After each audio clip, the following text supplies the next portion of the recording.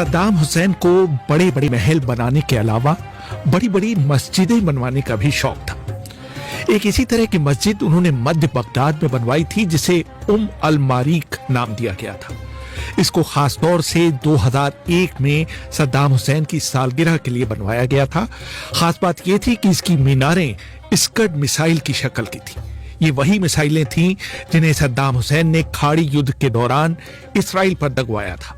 Operation desert storm, जो 43 दिनों तक चला था, की याद दिलाने के लिए इन मीनारों की ऊंचाई 43 मीटर रखी गई थी। सद्दाम हुसैन की जीवनी लिखने वाले कॉन कफलिन लिखते हैं, सद्दाम की बनवाई एक मस्जिद में सद्दाम के खून से लिखी गई एक कुरान रखी हुई है।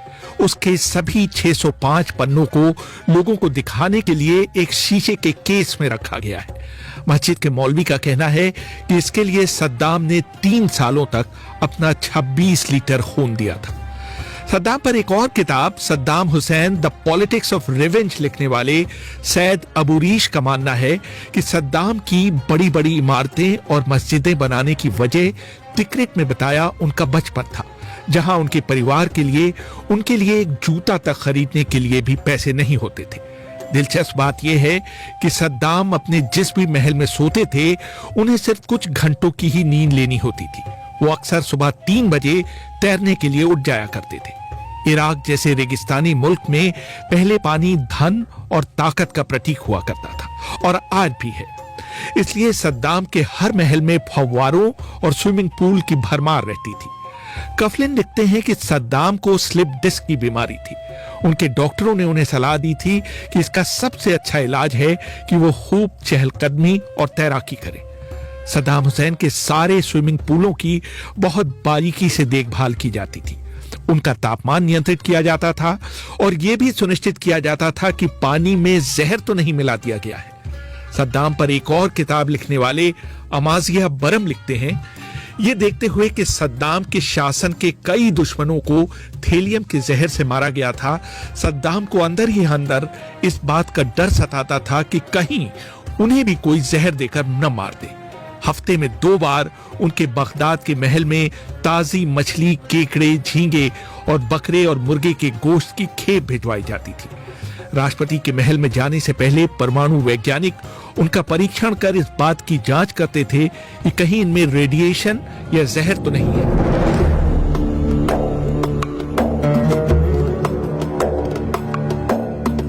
किताब में लिखा है कि सद्दाम के महलों की संख्या 20 के करीब थी। उनमें कर्मचारी हर समय मौजूद रहते थे और सभी महलों में 3 वक्त का खाना बना करता था, चाहे उनमें सद्दाम रह रहे हों या नहीं। सद्दाम की कमजोरी थी कि वो हमेशा बहुत अच्छा दिखना चाहते थे, इसलिए बाद में उन्होंने परंपरागत जैतूनी रंग की सैनिक वर्दी पहनना छोड़कर सूट पहनना शुरू कर दिया था। ऐसा उन्होंने तत्कालीन संयुक्त राष्ट्र महासचिव कोफी अन्नान की सलाह पर किया था, जिनका मानना था कि सूट पहनने से विश्व नेता के रूप में उनकी छवि बेहतर होगी। सद्दाम हमेशा अपने बालों में खिजाब लगाते थे और लोगों के सामने पढ़ने वाला चश्मा लगाकर कभी नहीं सामने आते थे। जब वो भाषण देते थे तो उनके सामने कागज पर बड़े बड़े शब्द लिखे होते थे, एक पन्ने पर सिर्फ 2 या 3 लाइनें। सद्दाम इस बात का भी ख्याल रखते थे कि चलते समय कुछ कदमों से ज्यादा उनकी फिल्म न उतारी जाए। कॉन कफलिन लिखते हैं कि सद्दाम दिन में कई बार छोटी छोटी झपकियां ले लिया करते थे। कई बार तो ऐसा होता था कि वो बीच बैठक से उठकर बगल वाले कमरे में चले जाते थे और एक छोटी नींद लेकर आधे घंटे बाद तरोताजा निकलते थे। सद्दाम को टेलीविजन देखने का भी शौक था और वो लगातार CNN, BBC और अल जजीरा देखा करते थे।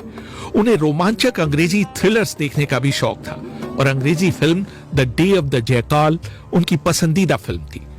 मार्च 1982 में सद्दाम पर अपने ही एक मंत्री की हत्या करवाने का आरोप लगा था। सद्दाम की जीवनी लिखने वाले कॉन कफलिन अपनी किताब सद्दाम द सीक्रेट लाइफ में लिखते हैं, सरकार ने दावा किया कि स्वास्थ्य मंत्री रियाद इब्राहिम हुसैन को मारे जाने का कारण उनका भ्रष्टाचार में लिप्त होना था। दरअसल हुआ यह था कि उन्होंने सद्दाम को यह सलाह देने की जुर्रत की थी कि वो कुछ दिनों के लिए पूर्व राष्ट्रपति अहमद हसन अल बकर को अपनी जगह राष्ट्रपति बनवा दें, ताकि ईरान इराक युद्ध में युद्ध विराम के लिए बातचीत की जा सके। जब मंत्री ने यह कहा तो सद्दाम ने ऊपरी तौर पर नाराज होने का कोई आभास नहीं दिया। उन्होंने मंत्रिमंडल की बैठक स्थगित की और मंत्री को अपने साथ बगल के कमरे में आने के लिए कहा। कुछ क्षण बाद गोली चलने की आवाज सुनाई दी और सद्दाम अकेले मंत्रिमंडल की बैठक में फिर आ गए, जैसे कुछ हुआ ही ना हो। जब इराकी समाचार एजेंसी ने स्वास्थ्य मंत्री को मौत की सजा दिए जाने की खबर दी तो बताया गया कि उन्हें उन दवाओं के आयात की अनुमति देने के लिए सजा दी गई है जिसको खाने से कई मासूम इराकी मारे गए हैं। उनको गद्दार घोषित कर दिया गया और जब उनकी पत्नी ने अपने पति का शव सौंपे जाने की मांग की तो उसे कई टुकड़ों में काटकर उनके पास भेजा गया। 80 के दशक के मध्य में सद्दाम ने अपने विदेश मंत्री हमेद अल जुबारी को सिर्फ इसलिए बर्खास्त कर दिया था क्योंकि उन्होंने 2 बार मंत्री को फोन किया था और उनकी तरफ से कोई जवाब नहीं मिला था। ये मानकर कि वो देर से दफ्तर पहुंचे हैं, सद्दाम ने उन्हें तुरंत उनके पद से मुक्त कर दिया था। मंत्री द्वारा ये सफाई देने के बावजूद कि वो एक प्रतिनिधिमंडल की अगवानी करने बगदाद हवाई अड्डे गए हुए थे, सद्दाम ने अपना फैसला नहीं बदला था।